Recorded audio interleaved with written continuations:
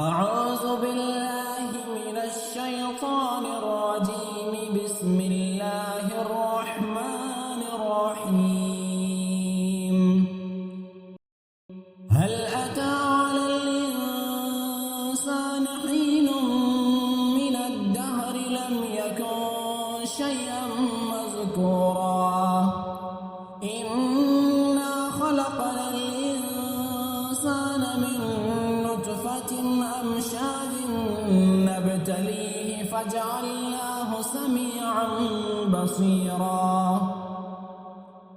إنا هديناه السبيل إما شاكرا وإما كفورا.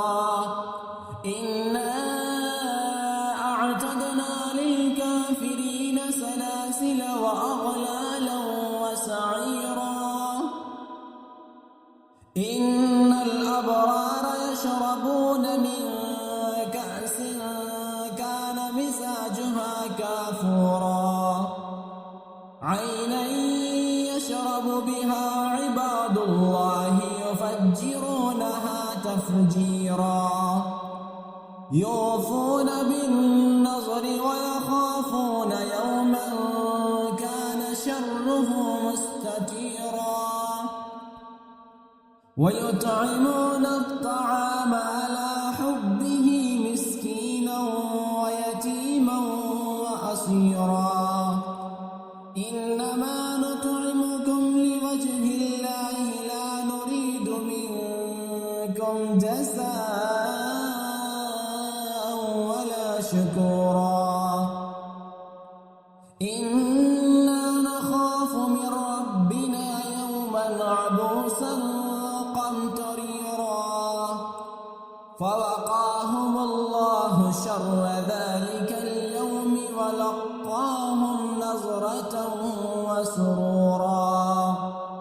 وجزاهم بما صبروا جنة وحريرا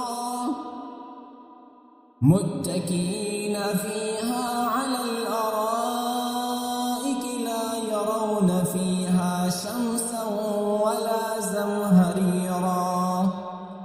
ودانية عليهم ظلالها وذللت قطوفها تذليلا.